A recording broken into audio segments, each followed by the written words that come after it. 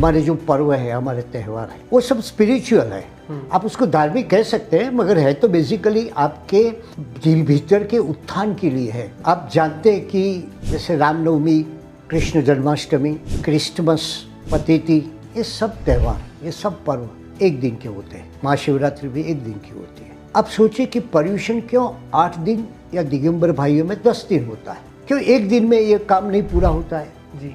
उसका कारण है कि पर्यूषण वो प्रक्रिया है। और आप एक और भी बात सुन रहे हैं कि पर्यूषण का अर्थ सिर्फ इस समय में और इस पर्यूषण की उपासना करके प्राप्त करना नहीं है। पर्यूषण का नज़र, उसकी पर्यूषण की नज़र आपके पुनर्जन्म पर है कि आप धीरे धीरे धीरे अपने आत्मा का इस प्रकार उत्थान करें। 8 दिन या 10 दिन तपश्चर्या करें और सब क्रियाएं करें, और ये करके आप कहाँ पहुँचेंगे तो आप अपना अगला भव अच्छा प्राप्त कर सकें। कि पर्यूषण की नज़र कहाँ पर है?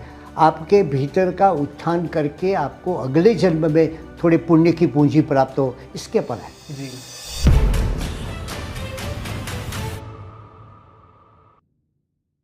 हमारे जो पर्व है, हमारे त्यौहार है, वो सब स्पिरिचुअल है।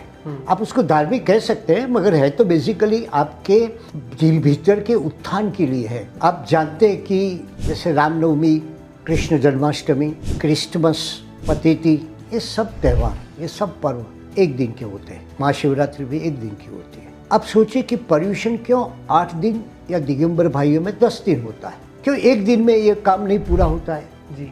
उसका कारण है कि पर्यूषण वो प्रक्रिया है। और आप एक और भी बात सुन रहे हैं कि पर्यूषण का अर्थ सिर्फ इस समय में और इस पर्यूषण की उपासना करके प्राप्त करना नहीं है। पर्यूषण का नज़र, उसकी पर्यूषण की नज़र आपके पुनर्जन्म पर है कि आप धीरे धीरे धीरे अपने आत्मा का इस प्रकार उत्थान करें। 8 दिन या 10 दिन तपश्चर्या करें और सब क्रियाएं करें, और ये करके आप कहाँ पहुँचेंगे तो आप अपना अगला भव अच्छा प्राप्त कर सकें। कि पर्यूषण की नज़र कहाँ पर है?